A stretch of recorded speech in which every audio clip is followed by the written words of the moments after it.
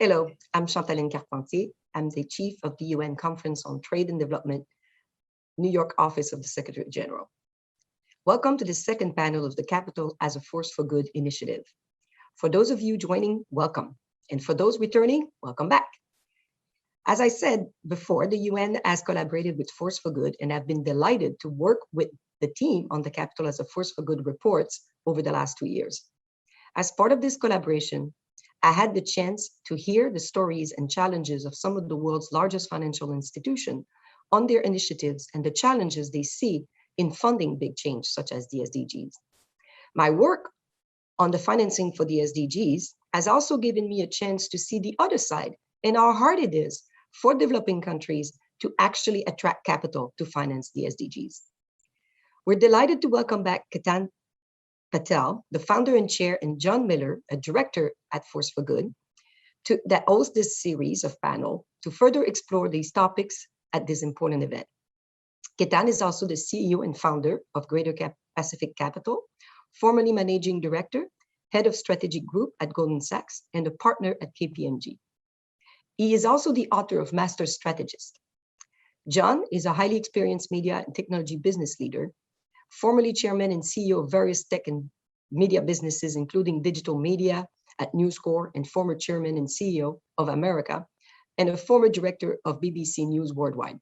He is currently a partner at Advanced Capital. Welcome, gentlemen. Thank you, Chantaline. It's been a pleasure working with you, as you know, and your colleagues too. Thanks for all your efforts to making the initiative a success too. You've been a supporter from the very start, in fact, one of the founding members of the whole initiative.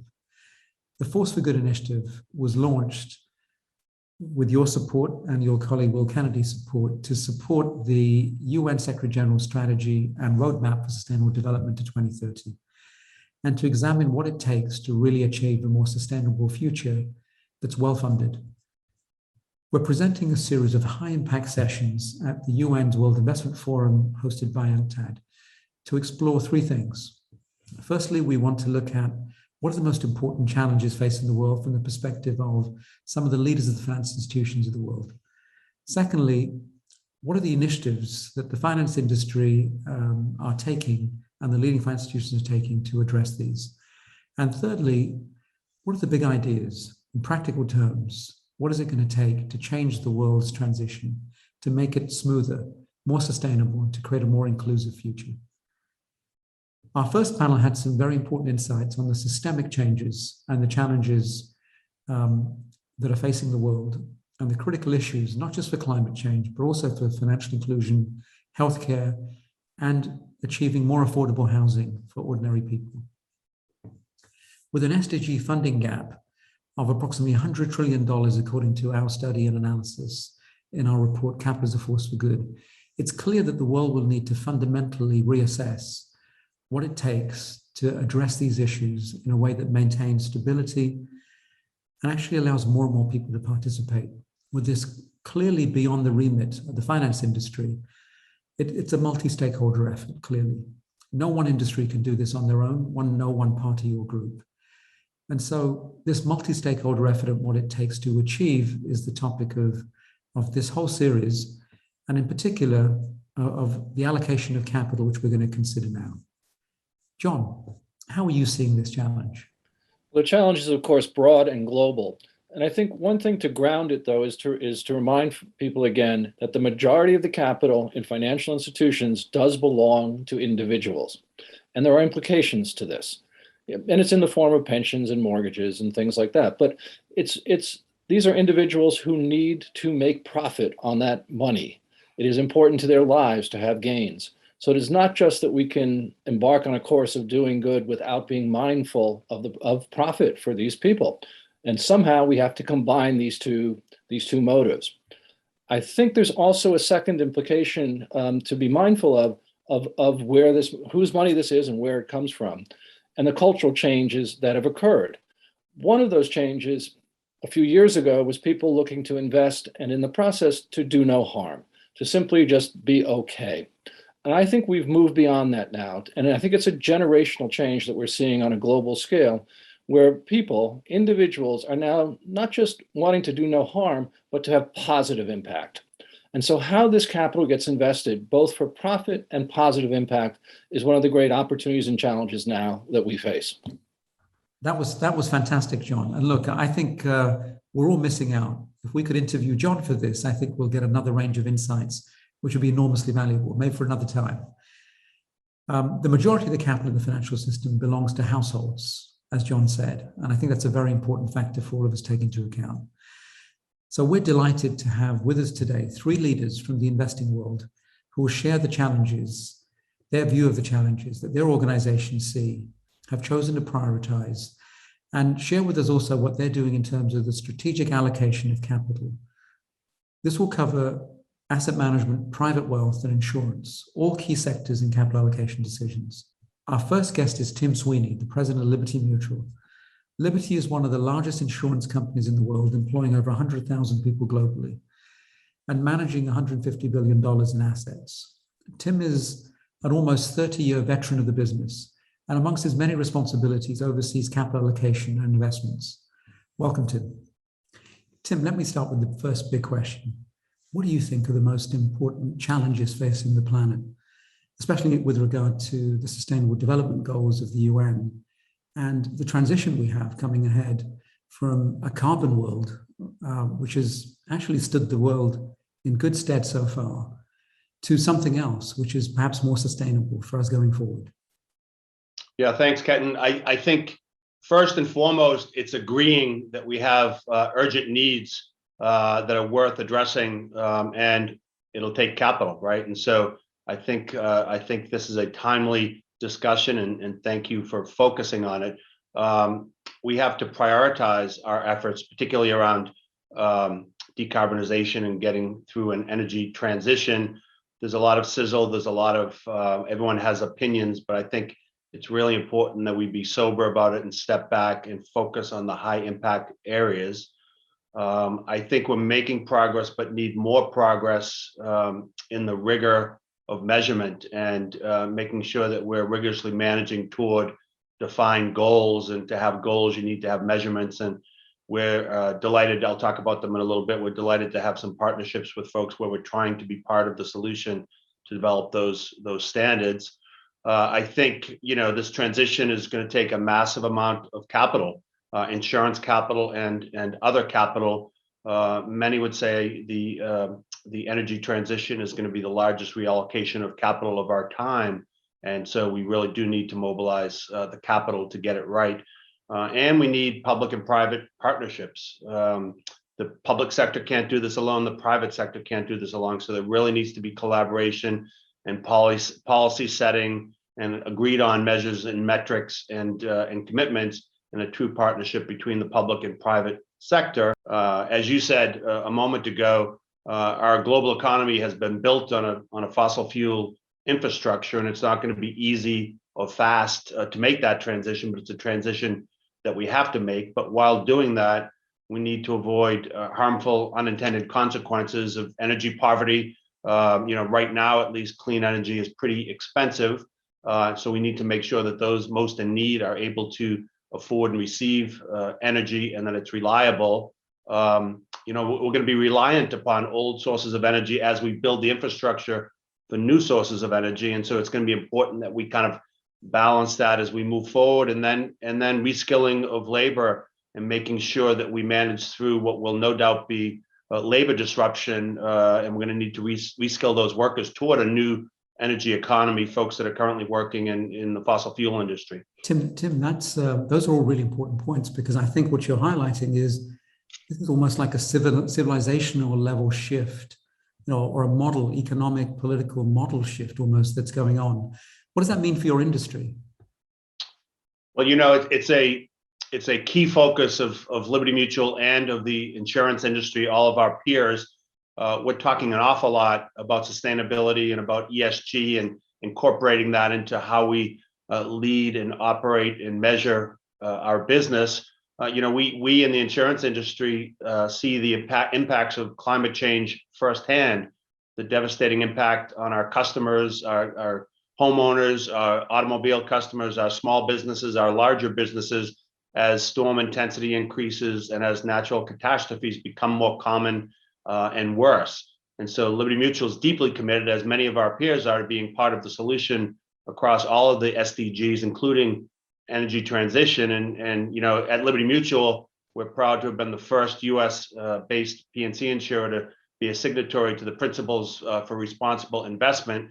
So we're looking at being part of the solution across our insurance business and also in our very large investment portfolio, which really leads me to the point that the insurance industry truly is at the intersection of all of these things on both the insurance and the investment side. Insurance is inherently a socially responsible product, whether it's climate change and helping people recover from climate events or natural catastrophe events, or helping our commercial customers transition to a clean energy economy, or helping folks in underserved markets, helping people in Brazil, for instance, who might not have auto insurance that's accessible to them. We've launched products that are kind of lower price point and more affordable to make sure that we're ensuring accessibility of insurance in places like Brazil, whether it's accident and health in Asia, or managing property risk in the US, or helping with the transition to electric vehicles, and launching, as we did several years ago, a buy mile product where consumers can pay for their auto insurance by mile driven, both how they drive and as much as they drive. And that's an incentive to drive a little bit less, to be a little bit more thoughtful, and also engaging with the burgeoning electric vehicle industry. And we've got Tesla as a partner of ours, and we're partnering with more and more of the automobile manufacturers who are working on electric vehicles, and what are the impacts of that going to be on safety, on the environment, and on consumers' affordability of insurance. Tim, it seems like a really tough and challenging time to be a leader in an institution, because on the one hand, you have all the old requirements still to meet in terms of returns, delivery of product, service, and so on. And that has to happen across the world. You're a global institution. And at the same time, you have all these new demands on you to make sure that you're relevant to the world and its shift to a more sustainable model. And that pressure comes at multiple levels. Your employees want that to change, your customers want it to change. Your other stakeholders are all weighing into. What are the sorts of things that your institution has done, Liberty have done, the focus areas, the plans going forward? Yeah, thanks for the question, Ketan. So I don't as a leader of Liberty Mutual, I don't feel it as a pressure. I actually feel it as an obligation.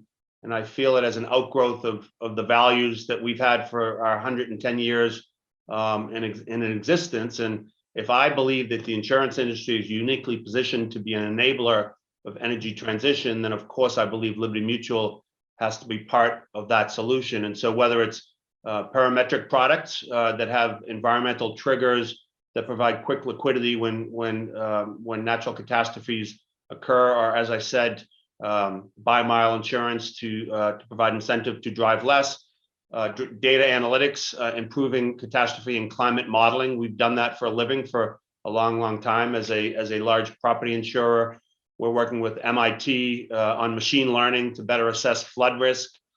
We are offering resilient building materials for repairs to homes for our homeowners customers, and we're starting to develop and build innovative products and investments for the emerging clean energy business, both on the insurance side of the balance sheet and on the investment side. And so, as we think about our decarbonization strategy, or our climate transition strategy, front and center in what we're working on are 4 of the SDGs, which are affordable clean energy, sustainable cities and communities, responsible consumption and production, and then of course climate action, which we're talking about quite a bit in this discussion. And we've got a 4-pronged strategy against that. The first is just to fundamentally understand climate change. There's a lot of misinformation, and a lot of folks focus maybe on low impact areas where we want to focus on high impact areas. So understanding climate change and the impacts it's going to have on our customers, our employees,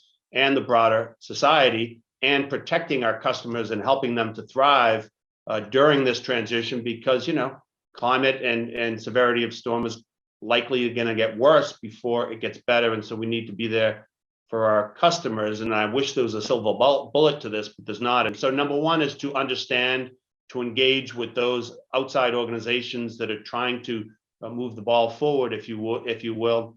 Second of our four-pronged strategy is to adapt our own business operations, right? So we have announced commitments on scope 1 and 2 greenhouse gas emissions from our operations, and we're down the path on that. And those are commitments that we intend to abide by and exceed.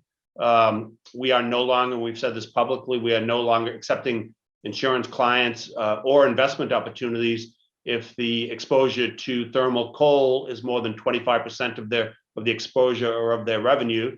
And over the next couple of years, we'll phase out any existing relationships that exceed that threshold. So we're starting to move down the path of, trying to play our role in providing incentive and prompting to clients and customers to start to enter their own migration and their own path toward cleaner energy. And it's going to take some time. And we view it as something where we don't want to be punitive to our customers and partners. We want to be part of the solution and work with them by creating innovative products to help our existing customers and new customers meet their climate change challenges and to pursue investment opportunities. We have tripled our investment in clean energy in our investment portfolio over the last 3 years.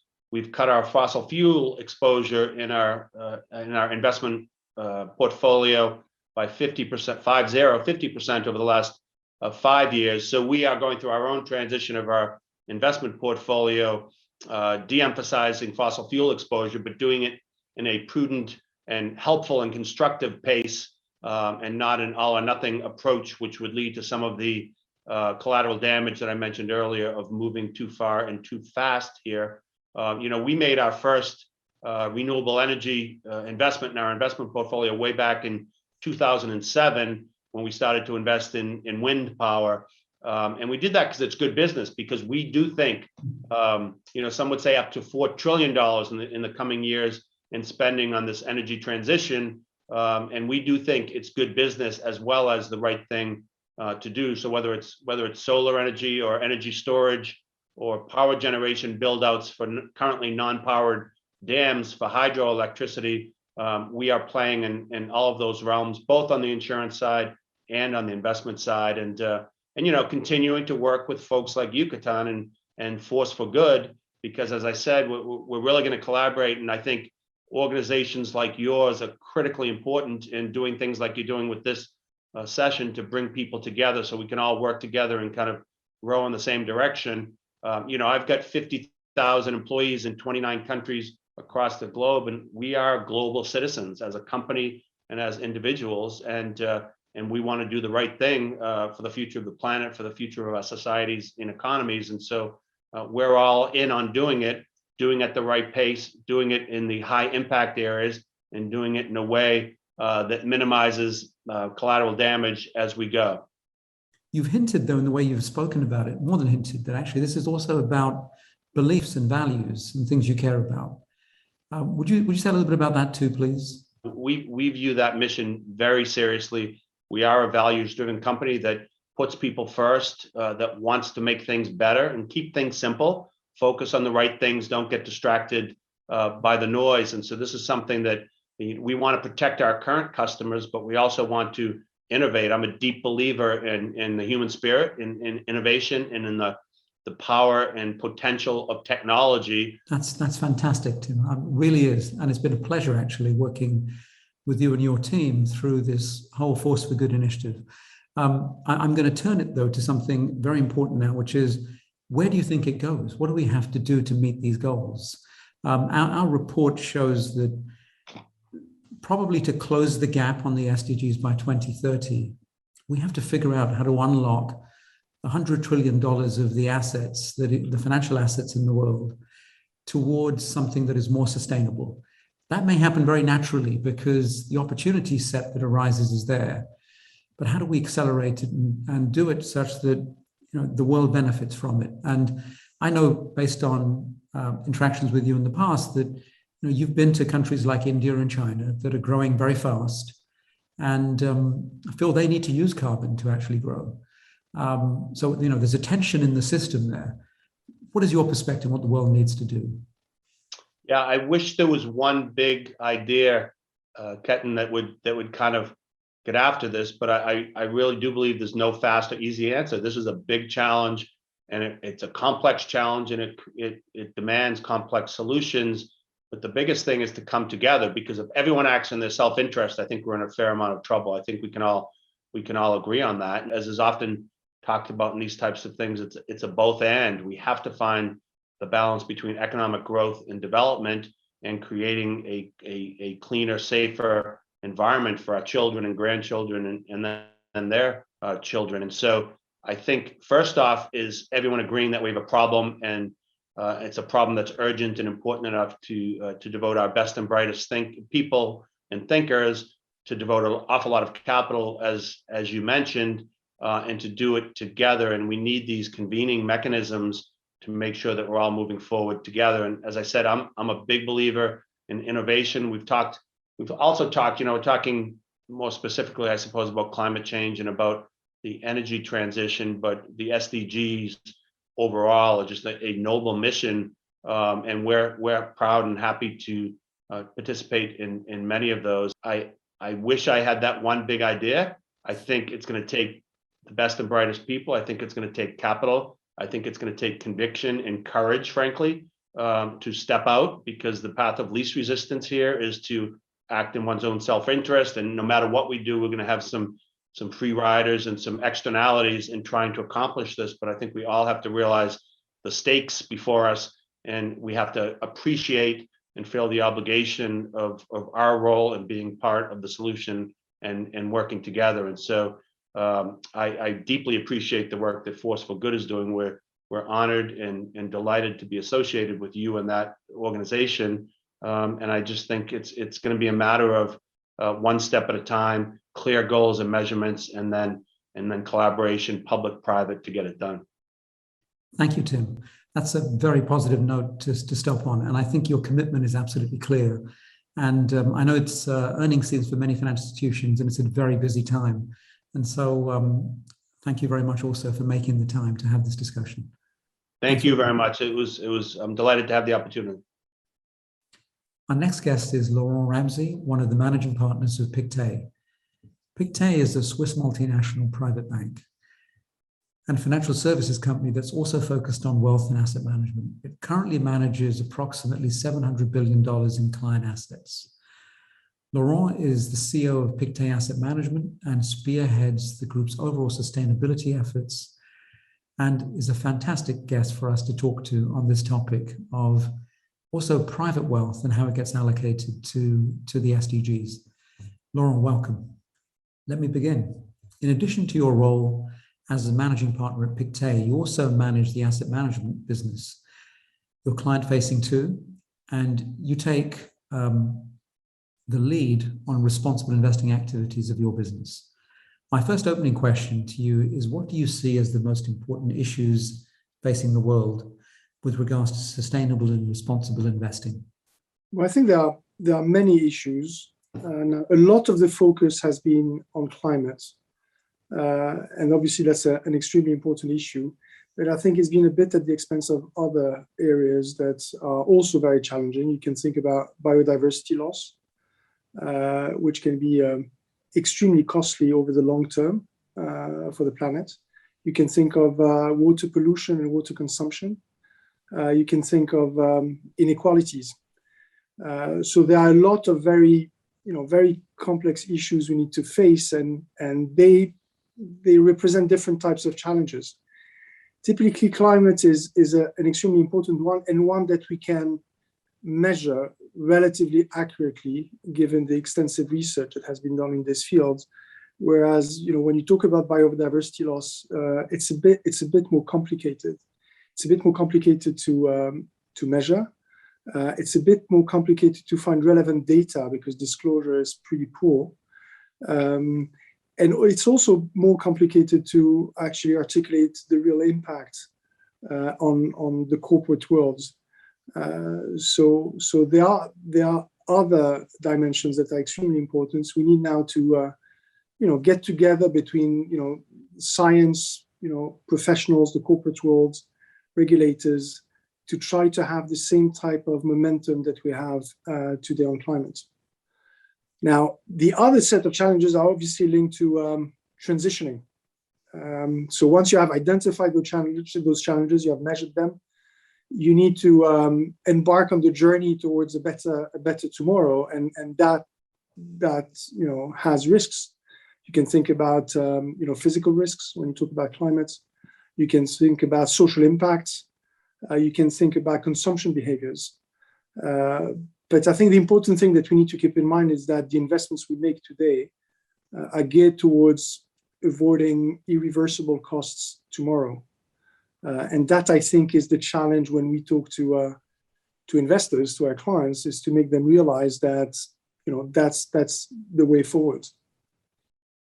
Laurent, that's a very big landscape you've laid out, a big canvas of issues. Before I take it to the next section, to dig a little bit deeper into this one with you, what do you think are the consequences of failing to do this well?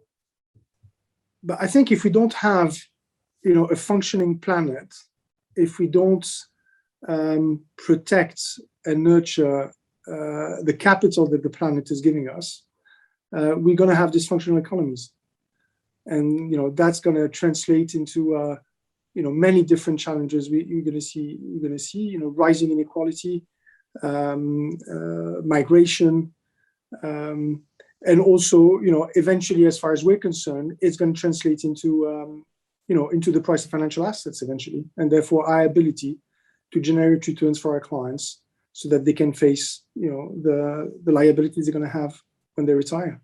That's very well put, I believe. In terms of your experience, let's go a little bit deeper into that too now. As an institution and personally, if you don't mind, what is the experience of being a responsible investor? Do you believe being a responsible investor is also being a smart investor?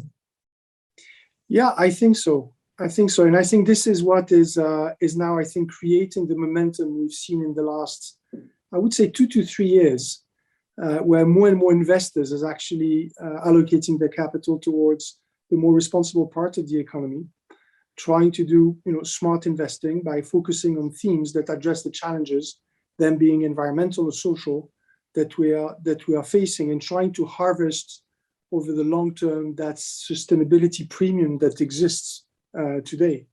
So in our conversations with clients, it's a question that comes repeatedly, regardless of geography, even though regulation is more or less mature depending on where you're looking. Regardless of client segments, it's a conversation we're having in almost all our discussions with our clients.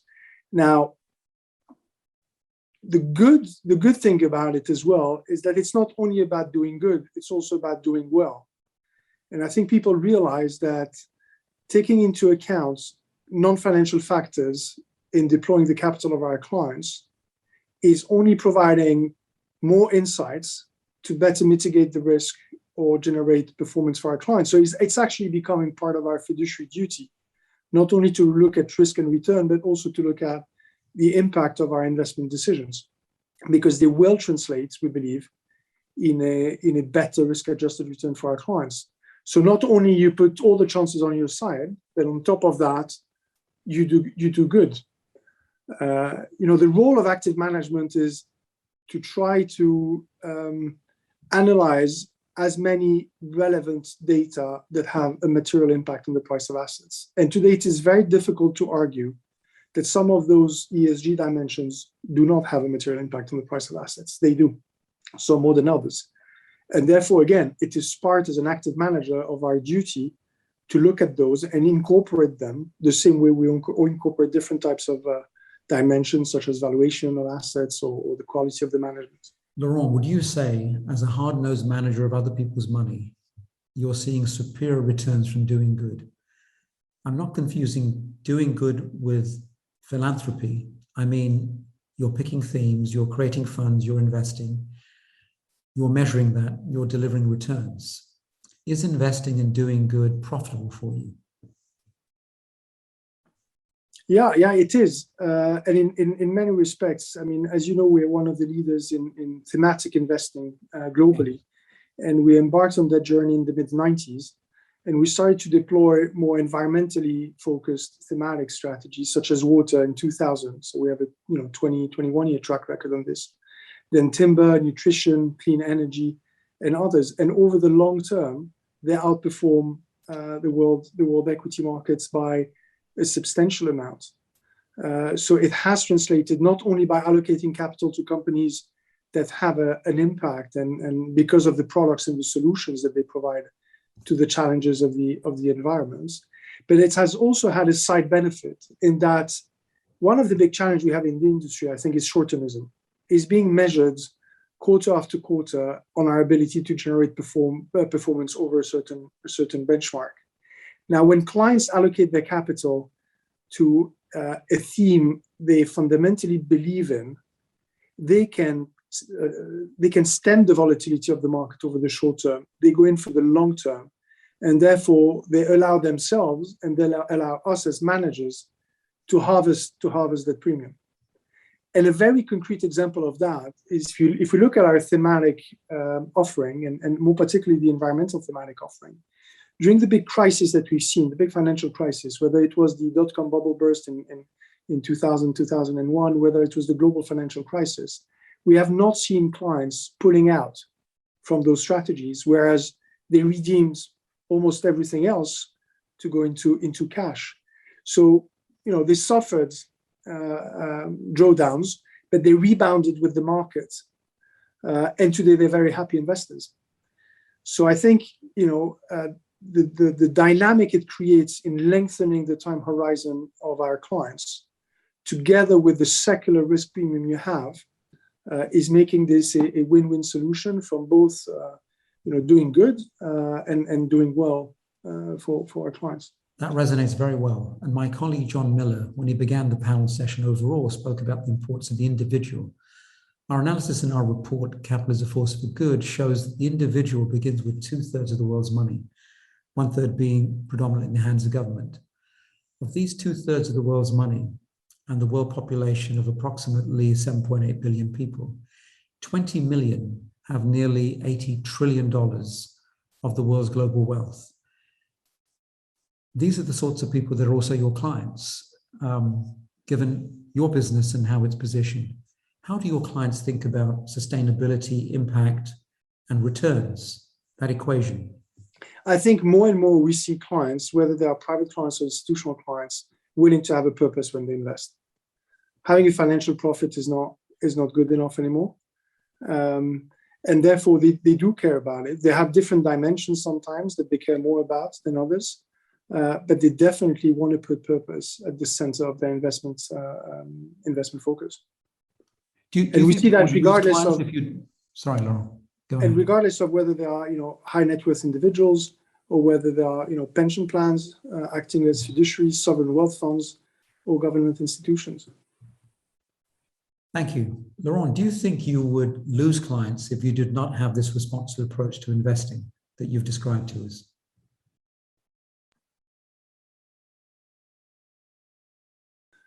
They were really looking at that and gave us a mandate which actually did not incorporate those dimensions, are coming now today and asking us, so how do you adjust now your strategy to incorporate the analysis of non-financial factors? How does that affect my portfolio? How are you integrating those analysis in your decision-making process? So again, it's a conversation we have with literally any single clients today. Are you prepared to exclude certain classes of investments, certain sectors, certain companies, because they cannot meet the requirements of being responsible to the environment or of making their social impact or governance requirements? Governance, of course, has long been a criteria, but the other two are increasingly very important. Are they exclusion criteria for you? Yeah, I think in certain cases they are. I think the general principle we have is that we need to be active owners of the companies we invest in. And being an active owner means obviously exercising your voting rights, but also engaging with those companies. And the biggest power of engagement is to accelerate the transition.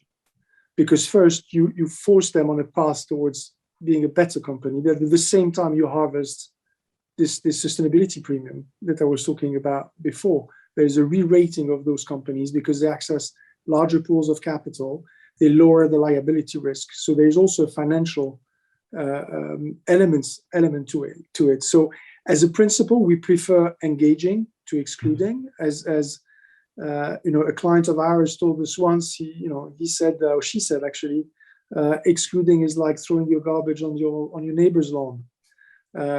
So we exclude in certain cases. We exclude when a sector, by design, cannot transition.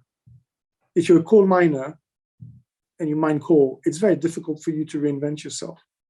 So typically we have a blanket exclusion from all our portfolios of this particular sector. Then we apply another set of more stringent exclusions on controversial sectors when we have solutions that by design are sustainable or thematic. So there's another set of exclusions for those strategies that label themselves and have intentionality to be a solution for those environmental and social challenges we have. Because again, we think that the exposure to those controversial sectors is irreconcilable with the intentionality of those strategies. And don't get me wrong, the assets we have in those strategies is important and it is growing year by year. Now, the third element of exclusion is linked to engagement. Because obviously, unlike passive investors that can vote, they can engage, but they can't divest because they have to replicate a benchmark. As an active manager, if you feel that the path towards transition is not the one you expected, or is not happening, and that your engagement has failed because of the unwillingness of the issuer to change, then you need to divest and you need to exclude this company. So it's important that your engagement is framed in a way that you associate it with concrete targets and with a timeline. And failing to reach those targets or this timeline needs to have consequences. Thank you, Laurent. You've been very clear on how you think about the criteria for capital allocation and how you engage. We're in the last few minutes. Time's gone very quickly. We could have spent at least another hour, I'm sure. Let me ask you the final question, which is perhaps one of the most important ones. We estimate it will take $100 trillion to the end of 2030 to meet the SDG goals. Previously, the estimates were at 40 trillion. This reflects the impact of the pandemic, inflation, the numbers of people that have been thrown into poverty since the pandemic. How do you see us as a collective meeting these goals? What does it take?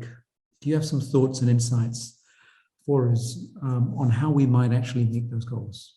I think it's going to be very difficult to achieve unless there is an alignment between the consumers that will have to change some of their consumption patterns, and they are very powerful. Grassroots movements are extremely powerful. Between corporates, through disclosure and through changing their practices, realizing again that an investment today will translate in avoiding costs tomorrow or into an opportunity tomorrow. Investors like us that actually allocate the capital on behalf of our clients and therefore have the power to feed or to starve issuers based on their ESG behaviors. Regulators that can accelerate the transition, and governments. And I think the good news is that there seems to be an alignment taking place among those. You can question whether it is rapid enough, forceful enough, but it is happening. And I have to say that in an industry that likes in general relatively light regulation, I think that the EU action plan, which is being put in place, is a very good plan to accelerate that transition. And I hope that others are gonna follow suits without reinventing completely the wheel, but to try to force changes. I think the corporate world, the consumers can do it, are willing to do it, but we need the accelerator, which comes from governments and regulation. That's very interesting. Thank you, Ron. You sound like a man who's ready for a new financial revolution to happen. Yeah, I hope that actually in 10, 20 years, we won't talk about sustainable investment because it's going to be part of what we do. Thank you, Laurent. Thank you very much for that. It's a pleasure. Thank you. Let me welcome Steve Clark, the president of Wellington Management.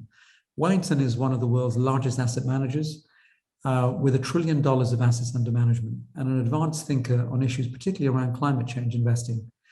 Steve is one of the business's 3 managing partners who are collectively responsible for the governance of the partnership. Welcome, Steve. Thank you, Keaton. Very good to have you here. And I know it's a very busy time in financial services too, given the earnings season is on. And so very much appreciate your time.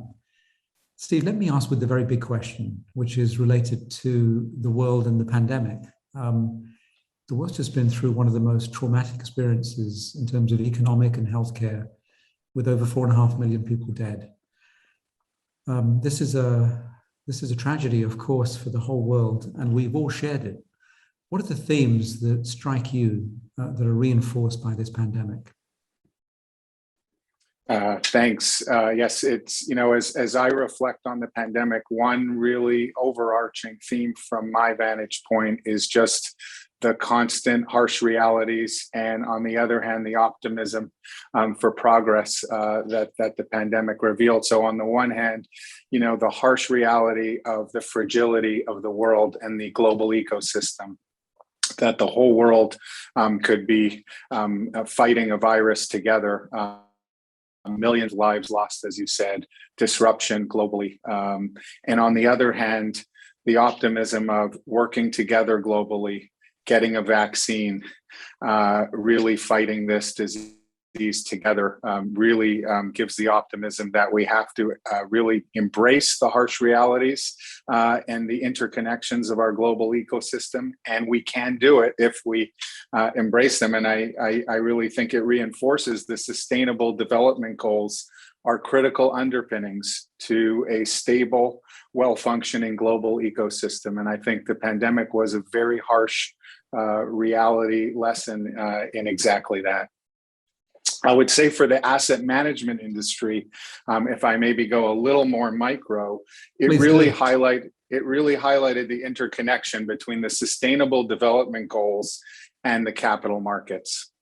And the role, if you think about the role that government, central banks, and the public sector played in stabilizing the world in the face of the pandemic, and then the role the private sector played on testing, on vaccines, and then you think about the incredibly acute and very differentiated outcomes, in different industries, different companies, and most importantly, the different individuals. You had technology companies thriving through this, and you had airlines, hotels, consumer businesses struggling mightily. You had millions of individual employees struggling in some industries, thriving in others, and obviously everybody dealing with very different family circumstances and unfortunately differentiated impact on those most in need around the world. So I think it really highlighted for the asset management industry, we have an important role to play as fiduciaries, as capital allocators, in understanding the long-term impact of all these micro decisions we're taking every day about what companies to invest in, how to engage with them, and how the entire system and its stability relies on our role as capital allocators. We have a small role to play in this big system, but we need to take that role seriously, and it really connects to the Sustainable Development Goals. Steve, I want to drill down a little bit more with you on that, because every time there's an analysis of what is it really going to take to meet the SDG goals, the answer comes to the asset management industry and the role it needs to play, and the pivotal role it needs to play. What are the challenges? What role can the industry play, and what are the challenges that you see existing? And how is Wellington addressing those? Yeah, so maybe I'll start with optimism, if you'll allow me. I think there's 3 main areas we can play a productive role in this. Research, engagement, and capital allocation. So on the research front, again, as an example, we are engaged in a climate science research partnership with Woodwell, one of the leading climate science organizations in the world. And we're really, understanding more deeply all of the key physical risks around the world: heat, drought, wildfire, hurricanes, floods, access to water, air quality. And we, in conjunction with Woodwell, have built a climate map where we can look around the world and understand the implications for people around the world and for companies and for governments engaging in those areas. So that's an example where by getting better research and better information, we can make better decisions and work in better partnership with the companies we invest in on behalf of our clients. The second big one is engagement. As part of generating long-term returns for our clients, we have been focused on being, very intentional and deliberate about how we engage companies on behalf of our clients on many of the themes and principles underlying the Sustainable Development Goals, whether that's climate, whether that's diversity, equity, and inclusion, as an example.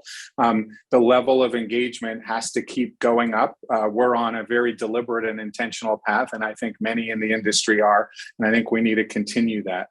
Again, to bring it to life with examples, our portfolio managers now increasingly will have at their desktop tools that provide them with information on the climate risks associated with the companies they're investing in, alongside all the other financial metrics they have, the earnings, the debt levels, et cetera. So it's becoming more integrated to factor in data underpinning the Sustainable Development Goals in the portfolio management process. I believe, as you know, we are one of the founding signatories to the Net Zero Initiative for asset managers. And so that's another way in which we're working with our clients, with the companies that we invest in on behalf of the clients, to really think through what are the long-term plans to manage the climate risks associated with the activities of the company in a very thoughtful manner. And then an example on DE&I supported the NASDAQ proposal to have companies provide more disclosure around board diversity. We've sent letters to a number of S&P companies as well, asking for similar disclosure. And then lastly, the third element is capital allocation. And there I would say, in the 2013 timeframe, we became focused on taking some learnings from the private equity sector around really investing more intentionally in companies that were going to really promote and help the Sustainable Development Goals.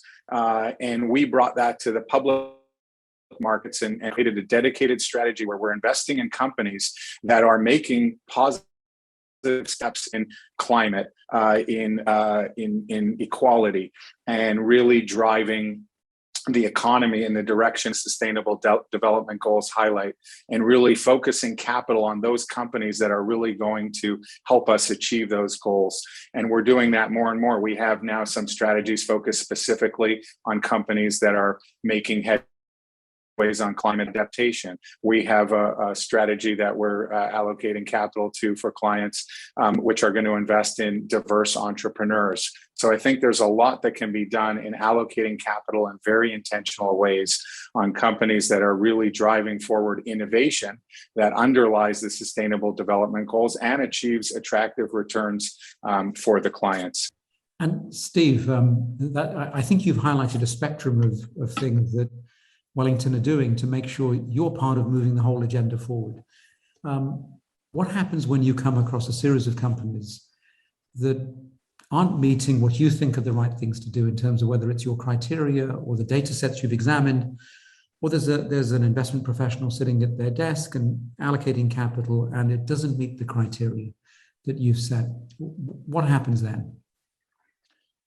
So, we definitely take a long-term approach. And I think what we found, and it applies to us as well, there is a lot to learn here. And so we spend a lot of time engaging and really going back and forth with companies and saying, hey, let's talk about this. Let's understand the data. Let's understand what your plans are. And we have found that we've had tremendous traction through that.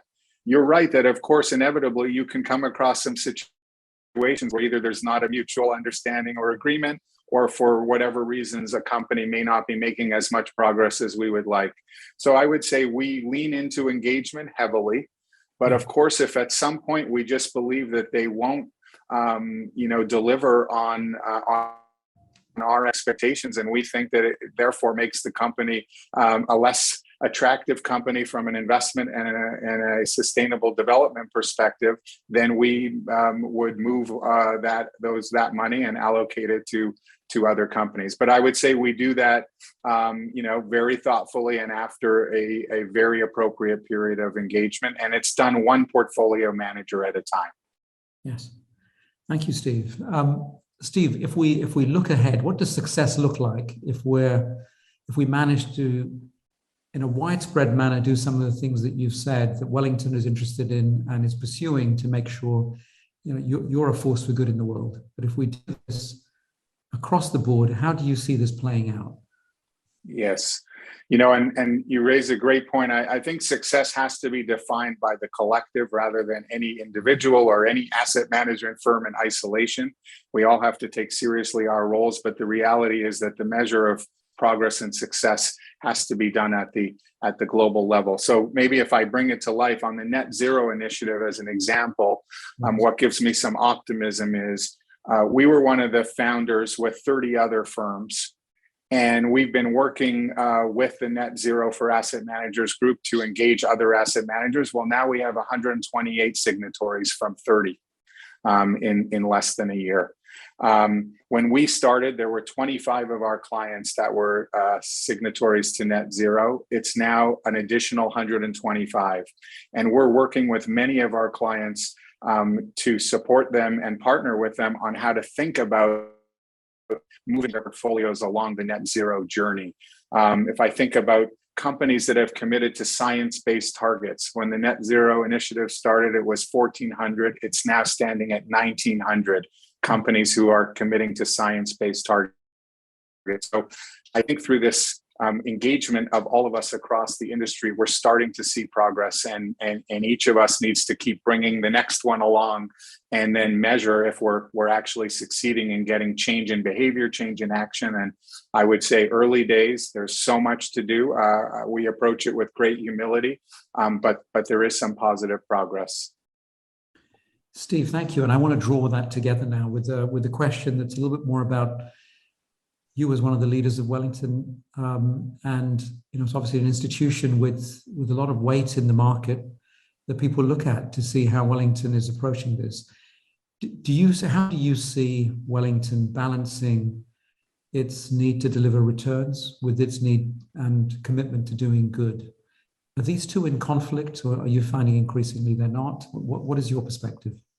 My perspective is they are not in conflict. I think for how we started this discussion, that if you think about having a sustainable, stable global ecosystem where people are healthy and thriving and have opportunities, that is the best environment for companies to thrive and for us to deliver great returns for our clients. So I see it as very synergistic, that us working with companies, thinking about what they need to do to generate great returns for clients, not in 3 months or 6 months, but over 10 and 20 years, is very synergistic with the actions that one takes around thinking about climate, about diversity, equity, and inclusion. If one goes very narrow, short term, perhaps there could be some conflicts, but in general, our clients are asking us to invest their assets for the long term. And I think that all of these sustainable development goals are very aligned with the long-term interests of our clients and of generating returns. Of course, there are challenges, there are hard questions, there are conflicts that could come up from time to time. I believe those are addressable through, hard work, deep thinking, and we will, face those challenges as they come along. But I think at the highest level, the alignment is very, very strong. There is an interest in the UN, which an interest group, I guess, in the UN, which says if we focus on climate change, and this is not just the UN, it's much wider. If we focus on climate change, all the other SDGs will be addressed. But actually, it turns out that isn't really true, because if someone is hungry, if the extreme hunger, extreme poverty isn't addressed because you address climate change, you actually have to address extreme hunger and extreme poverty. In Wellington, you've looked at physical climate risk, and you're recognized for your expertise. Steve, do you look at also the other SDGs to do with people and the hardships they face in countries where extreme hunger, extreme poverty, very poor educational standards are something that beset them? And are you investing in those? So thank you for that question. And yes, I guess I would echo what you're saying, which is there are of course interconnections and overlaps between the Sustainable Development Goals, but they all need to be understood appropriately as well in isolation. And I don't think any one of them will necessarily solve all the rest, even though there are these important interconnections. And if we make progress on some of them, it will help us in making progress on many of them, if not all of them. And I would say to you, in addition to climate, yes, we are very focused on many other of the Sustainable Development Goals. So just to give you one example, a big theme is modern slavery. We have a number of emerging market equity portfolios that are focusing on modern slavery as an area of focus as they manage on behalf of clients. And we are working on a survey we're planning to send to 2,500 companies to engage them on their supply chains and any risks of modern slavery that may be in those supply chains, as an example. So it is wide ranging, as you say, and we have many initiatives underway. We do think climate's an important one. It's one where we've put a lot of energy, but not in isolation to the other areas. Thank you, Steve. Thank you very much. John, let me turn to you. What an interesting discussion again, this time so focused on capital and how we allocate it. What did you take away? I think with this panel, we really saw the transition now, and I'm going to use that word again in a moment, but transition to active investing, that it's not just enough to allocate your capital, but you need to know the implications of allocating your capital throughout this entire ecosystem that we're examining. And I think that's a clear shift that's taking place. And then with Tim, he did talk about transition and really how do we get from here to there and the importance of having that plan. And that really struck me that it needs to be codified, if you will, into actionable events. And then with Steve, and also I thought it very much consistent with this, the idea of long-term investing and how to really think about the implications long-term for thriving. And finally with Laurent, becoming a true fiduciary means now to take all of these things into account and the effect not only on just ROI, but the effect that the companies have in the world. And that is part of what you need to now do as a fiduciary. And that also speaks to the sea change that's underway. Thank you, John. Very similar things struck me all the way through this. We moved from the last panel, which spoke about the need for systemic change, the whole ecosystem to change, to now considering how do you allocate capital, which of course is the big theme of this conference. And so a number of very important big ideas were put forward. I think the first is to recognize that energy is the largest capital allocation target of our times, given it's the infrastructure, the foundation of this civilization, and we're about to move to another, which is beyond carbon. Secondly, of course, that capital allocation is a dual track effort, that while we, of course, have to fund the future, we have to help everybody else catch up.